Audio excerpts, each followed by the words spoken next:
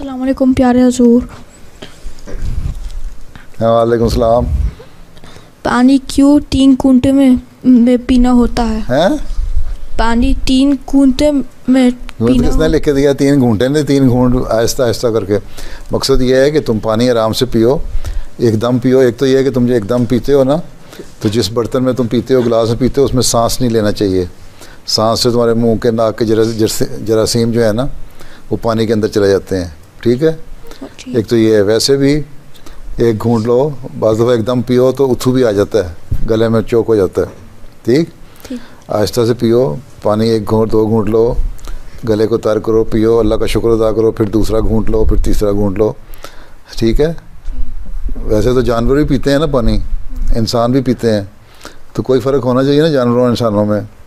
बाज़ दफ़ा तो जानवर भी लंबा पीते रहते हैं एक सांस में ही, और फिर रुक जाते हैं।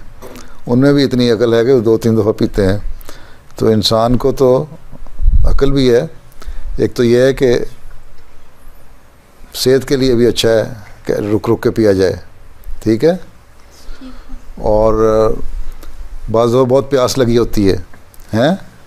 और इंसान गर्मी से इतना गला खुश्क हो रहा होता है, पानी में ज़्यादा पानी आदमी पीता है, बस पीता चला जाता है, और इतना ज़्यादा पी लेता है कि पेट ख़राब हो जाता है, ये बीमार हो जाता है।